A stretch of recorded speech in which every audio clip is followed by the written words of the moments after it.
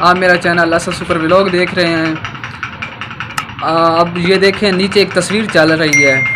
इस तस्वीर में जो बच्चे सैलाब की ज़द में आके फौत हो गए हैं, ये वो बच्चे हैं। हमारा बलूचिस्तान सैलाब की ज़द में अब सारा, और ये जो हम सब एक दूसरे को गालियाँ निकालते हैं वो अपने लीडरों की खातिर। सब लीडर अपने अपने काम में मसरूफ़ हैं, अपने अपने ओहदों पे चक्रों में लगे हुए हैं, लेकिन किसी को ये ख्याल नहीं है कि हमारे मुल्क में क्या हालात हैं। सब अपनी सीट, अपनी कुर्सी के पीछे भाग रहे हैं, किसी को ज़रा बराबर भी ख्याल नहीं है। वो लोगों ज़रा जागो, ये क्या हो रहा है हमारे साथ। हम भी अपने दोस्तों को, अपने अजीज़ अकरबा को इन लीडरों की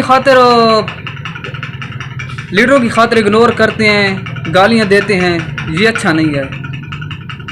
हमें चाहिए कि हम लीडरों को सपोर्ट करने के बजाय हम अपने शहरी, अपने मुल्क की खातिर जो बशिंदे इस सैलाब की ज़द में आ चुके हैं, उनका जो कुछ हो सकता है हमसे उनके बारे में सोचें, ना कि इनके बारे में सोचें।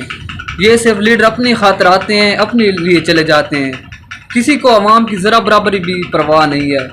मेरे भाइयों, हमें सब भाइयों को मिलकर इनकी मदद करनी चाहिए, ना कि हम लीडरों की खातिर अपने रिश्तेदारों को, अजीज़ अकरबा को परेशान करें। और ये मेरा मैसेज सब भाइयों के लिए है जो इमदाद पहुंचा सकते हैं। बलूचिस्तान जहाँ जहाँ घर तबाह हो गए हैं, फसलें तबाह हो गई हैं, उन तक पहुंचाई जाए, और ये मेरी वीडियो आगे शेयर की जाए ताकि और लोग इससे इस्तेफादा हों, आगे वो उनकी मदद करें। अल्लाह हाफिज़।